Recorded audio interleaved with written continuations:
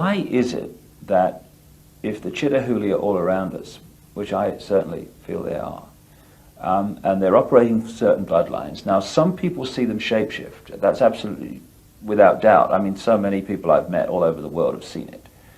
Into reptiles and then back again, the George Bushes, the Henry Kissingers, these key people. Why don't most people see it?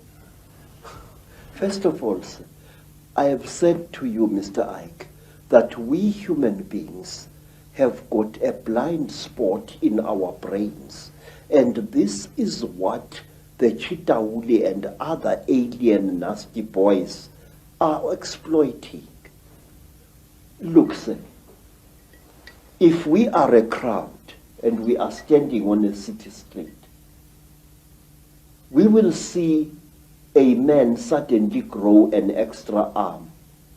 And many of us will see that, but will refuse to accept what they have seen. I have seen, sir, people going through severe trauma in train accidents, in car accidents, but they refuse to accept what they went through. I have seen women who have been raped several times, ferociously refusing to admit what they underwent. I've seen it many times. And these alien creatures know our weakness. They know that very often we human beings tend to censor what we see. If you are an educated professor and you see a spook, your educated mind will refuse to accept what it has seen. You will reject it and throw it to the back burner of your brain, and it will stay there. Hundreds of us see very strange things every day, but we refuse to accept what we see. Say, one of the things that a trainee Sangoma has got to learn, it is the ability to see. If I am standing here and looking at that bush over there, and I see something odd there, I must know what I've seen. But wait, sir, there is something else, something very important, which I and many other thinkers in Africa have found. Mr. Ike, whenever you talk about such things, people call you paranoid. Mm-hmm. But no, you are really more sane than they really are. Say, there are certain vaccination things that are done to our children which rob them of the ability of seeing spiritual entities. Believe me, I can prove this. In Zululand, we were sometimes called before our chiefs, our Inkos, and we were told that there is a great smallpox coming to the land and that all children must be vaccinated. Do you know that my mother's father, my grandfather, used to dodge that? He said that the white man's mjovo, the white man's vaccination, makes you blind.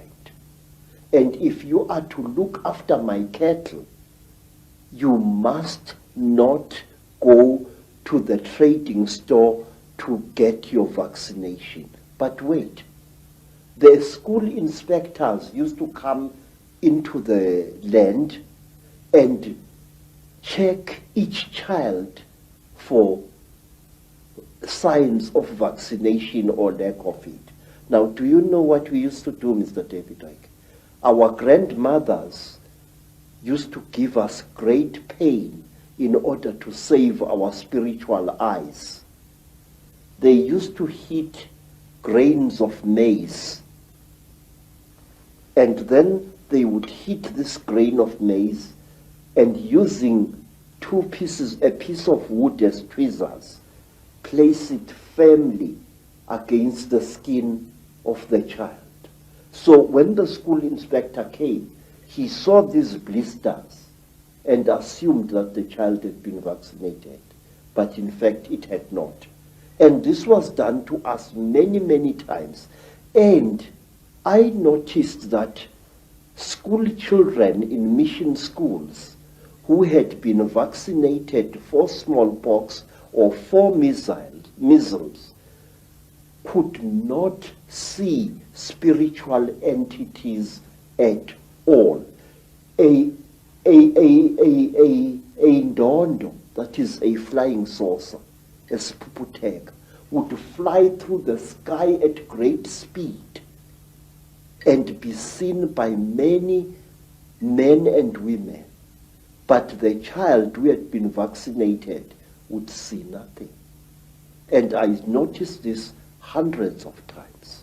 Well, what you just said about vaccines and their effect and shutting us down spiritually and multidimensionally is fantastic, given that no matter what your background, creed, culture, parents on every inch of the planet almost are being pressurized to have their children vaccinated more and more and more. And to summarize what you've been saying, and indeed it's so much in line with what I've come to the conclusion about as well, an extraterrestrial race, reptilian race, disconnected us from our true magnificent senses in a long, long ancient world. They've been manipulating us ever since, and the more that time has passed, the less we've realized this is going on. And now we're at a point where we are in a prison without bars, a massive prison, and we don't even know we're in prison. We don't even know the jailers are. Indeed, when the jailers are exposed, people just laugh and ridicule and all that stuff. So we're in an unbelievable situation. And we're in a jail we deny we're in. And there are jailers we deny exist. And we call it freedom. Yes, sir. Yes. You know, Mr. David, one of the reasons why I've joined forces with you is because I have serious reason to believe, and I will repeat these words until somebody shuts my mouth in death. I have serious reason to believe that on this planet, things are coming to a head, and our invisible jailers are going to fight tooth and nail to prevent this. Say, our people say that the blackest night often heralds the brightest dawn. The human being, captive as he is, slave as it is trying to fight back, sir. And this is where the crunch is going to come. I believe that we are not far away from the bloodiest crunch in the world. And I will tell you, my visions tell me that we are going to be struck with the most terrible sword of all, the sword of money, sir. Something is going to be done to money which will bring us all to the level of beggars. And do you know why, sir? Let me tell you. I used to work for big game hunters in Kenya. And one of them was an Italian gentleman. This Italian gentleman was such a powerful hunter, a white hunter. He used to shoot 2 bull elephants a day in Kenya, and he used to celebrate the shooting with a huge bottle. He called it a magnum of wine. I remember him pouring some of the wine onto the heads of the dead elephants. And then one day we went with this man to the land now called Rwanda, which used to be called Rwanda Urundi.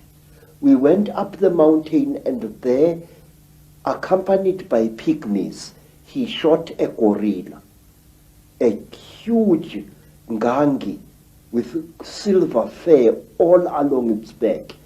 And the great beast died so bravely that this Italian hunter started weeping like a woman.